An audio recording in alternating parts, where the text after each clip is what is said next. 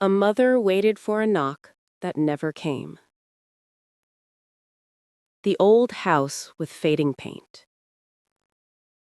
Margaret Wilson was 60 years old, though her reflection in the cracked mirror often looked older. Her hair, once chestnut brown, had turned the color of winter ash. Deep lines lived permanently on her face, etched there not by age alone, but by years of sacrifice, worry, and quiet endurance.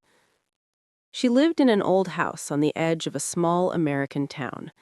The paint on its wooden walls was peeling, and the front porch creaked with every step, as if the house itself was tired.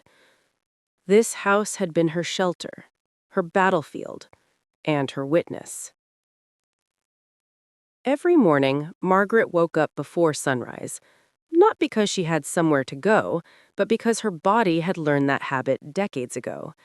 She would sit on the edge of her narrow bed, listening to the silence, and whisper the same names she had whispered for years. Emily. Daniel. Her daughter and son. The room smelled faintly of old books and lavender soap. On the bedside table stood two framed photographs. One showed a young girl with braided hair and a bright smile. The other showed a boy missing his front teeth, laughing freely. Margaret often touched those frames before standing up, as if making sure they were still real. 4 years of marriage. Margaret had once believed in forever. She married Thomas Wilson when she was 22.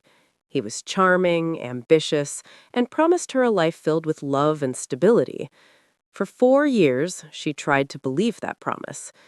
Then, reality arrived quietly and stayed brutally. Thomas grew distant. Arguments replaced conversations.